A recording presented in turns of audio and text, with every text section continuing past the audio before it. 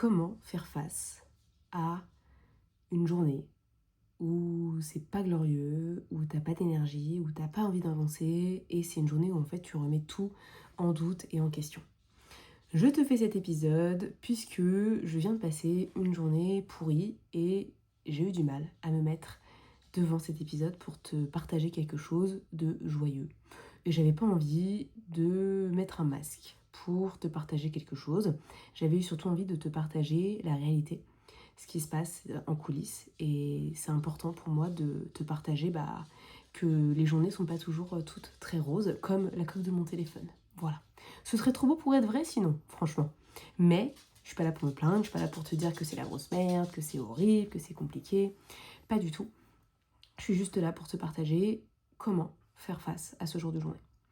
Déjà, ce qui est important de savoir, c'est que on n'est pas des machines, on n'est pas réglé sur une horloge qui doit H24 tourner de la même manière tout le temps. Et pour ça, tu peux écouter l'épisode que j'ai sorti avec Mickaël Panot, qui est le naturopathe, un ami à moi. Je te redonne juste le numéro de l'épisode, c'est le numéro 267. Il parle du cycle féminin et à quel point ça a de l'impact sur les journées qu'on peut avoir, puisque nous avons des modifications hormonales régulières qui font qu'on a un mood qui varie. Même si on aimerait bien être toujours au top de notre forme, c'est pas toujours le cas. Et ça fait partie des challenges auxquels on doit faire face quand on entreprend et qu'on est une femme. Donc ça peut arriver qu'on ait des moments où on n'ait pas trop envie de bosser. Ce qui est important dans ces journées-là aussi, c'est de donc savoir un petit peu où tu es dans ton cycle, qu'est-ce qui se passe, etc.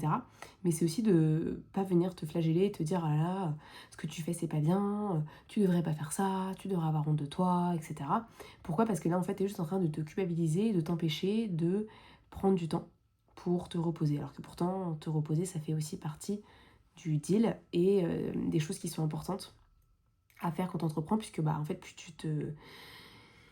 plus tu vas recharger ton énergie, mieux ce sera pour que sur le long terme ça aille bien pour toi. Donc ça va être important de éviter un maximum de te culpabiliser, de te dire que ce que tu fais c'est pas bien et que ça devrait être différent. Ce que tu dois vivre là maintenant, tu dois le vivre d'une manière ou d'une autre. Si c'est pas une flemme, si c'est pas de la procrastination, c'est un jour que tu dois vivre comme ça et c'est ok. Donc c'est important de prendre le temps de se reposer. Voilà. Et de profiter de cette journée justement pour prendre ce temps, profiter à fond, kiffer à balle et peut-être faire des choses juste qui te font kiffer dans cette journée. Si c'est glander sur le canapé toute la journée, c'est ok. Si c'est sortir parce que tu as envie de t'aérer l'esprit, vas-y. Aller faire un truc que tu n'as pas fait depuis longtemps, c'est ok aussi. Bref, une journée où tu as vraiment besoin de couper. Couper, ça permet justement de recharger les batteries parce que tu vas peut-être créer plus de créativité, tu vas te créer des moments où tu vas être plus tranquille, donc tu vas avoir des nouvelles idées peut-être. Donc c'est super important de le prendre en considération et de t'autoriser à le faire le plus souvent possible. Moi, c'est un truc que j'essaie de faire de manière plus régulière pour éviter de me cramer, puisque l'année dernière, je me suis cramée tout bêtement fin décembre dernier et c'est un truc que je ne voulais plus refaire. Donc depuis le temps, je fais super attention et donc je me repose plus régulièrement que prévu. Et tant mieux parce que ça me permet justement de recharger mes batteries, de ne pas attendre d'être vraiment totalement déchargée pour me ressourcer. Donc ça c'est très important. Et dans ces journées-là, si tu veux par exemple juste garder quelque chose, on va dire, de régulier, c'est peut-être faire les 2-3 petites actions que tu fais tous les jours pour justement te dire comment dans ta journée tu as agi pour ton business. Si c'est vraiment des choses qui sont essentielles. Moi, tu vois, j'avais des obligations aujourd'hui. J'avais une conférence, j'avais des messages à envoyer, j'avais des clientes à recontacter, etc. Donc, j'ai fait le minimum social. Et après, derrière, je me suis reposée toute la journée. C'était bien cool. J'ai marché 1 heure, j'ai regardé une série que j'aime bien, je me suis reposée pour une sieste, j'ai fait mon petit goûter tranquille, je me suis reposée et franchement, j'ai vécu une plutôt bonne journée et ça me fait du bien aussi de lâcher et de me dire ok, c'était pas une journée très productive, mais aujourd'hui j'avais besoin justement de me la couler douce, de prendre ce temps et j'ai aucun regret sur ça, au contraire, ça m'a fait vraiment du bien et je pense que demain va être une excellente journée parce que forcément j'aurai rechargé mes batteries et je vais pas aller me coucher tard ce soir pour que justement je puisse avoir une nuit de sommeil cohérente pour que demain je sois au taquet et que je puisse continuer à bosser sur mes projets parce qu'il y a des choses encore à faire. Donc voilà, c'était pour te partager ça. Une dernière info importante dont j'ai envie de te parler aujourd'hui, c'est que j'ai lancé le bootcamp Leadership Era, un peu comme à Taylor Swift si tu connais un petit peu et que tu suis The Life of a Showgirl, son nouvel album.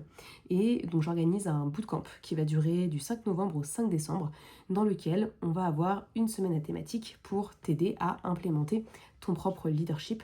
On va travailler sur ton identité, on va travailler sur ta vision, ton image de marque et ta puissance. C'est 4 semaines méga intenses avec un atelier par semaine sur une thématique spécifique. Tu vas voir, ça va être génial avec une communauté, des échanges, des partages entre les lives.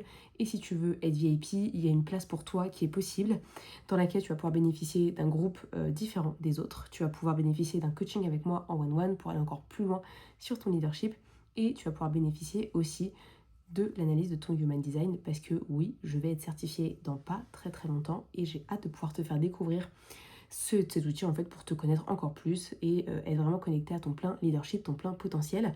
Et jusqu'au dimanche, je crois, jusqu'au 28, je crois que j'ai mis jusqu'au 28, ouais, tu as accès à un prix réduit, que ce soit pour l'offre basique où tu n'as que accès aux ateliers de la communauté et à l'offre puissante où vraiment là, tu as vraiment tout de A à Z.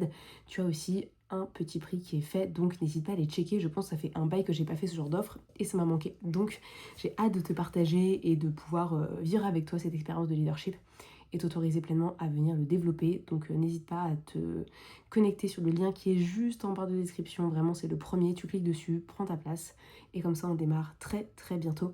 Ça va être exceptionnel. J'ai hâte de te voir passer d'une femme qui doute, qui a peur, qui n'est pas sûre d'elle, à une leader puissante, incarnée, affirmée et qui y va à 200% dans la quête de ses objectifs et qui accepte les moments où elle a besoin de se reposer. Voilà, allez, c'est tout pour moi. Je te dis à demain pour un épisode. Prends bien soin de toi.